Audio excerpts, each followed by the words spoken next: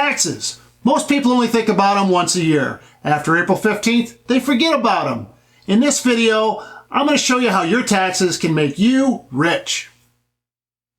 Hey guys, it's Jeff with Student of Money, where we do videos just like this one to help you achieve your goals of personal financial freedom. So if you're new to the channel, please hit subscribe and join our community of like-minded individuals.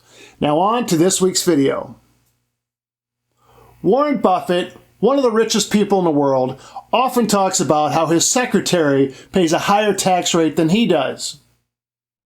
You may have also heard that internet giant Amazon paid no federal taxes in 2018 on over $11 billion in profit.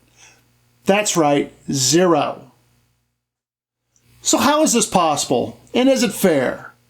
And of course, only the rich can use these loopholes, right? Wrong.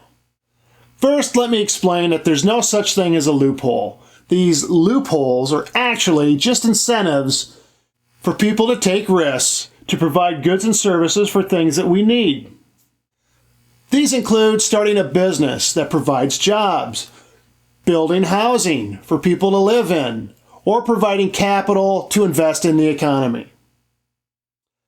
The government gives these people and their companies these tax rebates, and anybody can take advantage of these exact same rules to make them rich.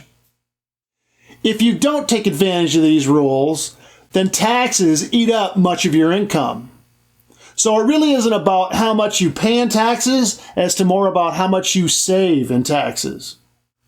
The first thing you need to realize is all income is not created equal. In fact, the IRS categorizes income into three broad categories: earned income, passive income, and portfolio income. Most people live in the world of earned income, where they're trading their time for dollars. This is the highest form of taxation, and this is where Warren Buffett's secretary falls into.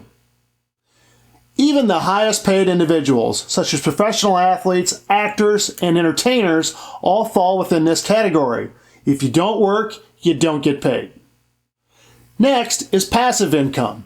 Passive income is defined by the IRS as income from a trade or business that you do not actively participate in. Examples of passive income are rents from real estate, business income, which does not require the owner's direct involvement, royalties from a patent or a book, or a pension. Portfolio income is income from paper assets. These include capital gains, dividends, and interest income. Passive income is often taxed at a much lower rate and can often be 0%. That's right, you heard that right, 0%. There is also a great IRS rule that allows passive income losses to carry over and reduce your earned income. This isn't a loophole, and anyone can take advantage of it if you follow the rules required by the IRS. So, question of the day. Which one of the three categories is the majority of your income? What are you doing to reduce your tax liability? Let me know in the comments below. High taxes can be one of the biggest obstacles standing in your way of building wealth and financial freedom. Simply put, the less you pay in taxes, the more money you have to save and invest.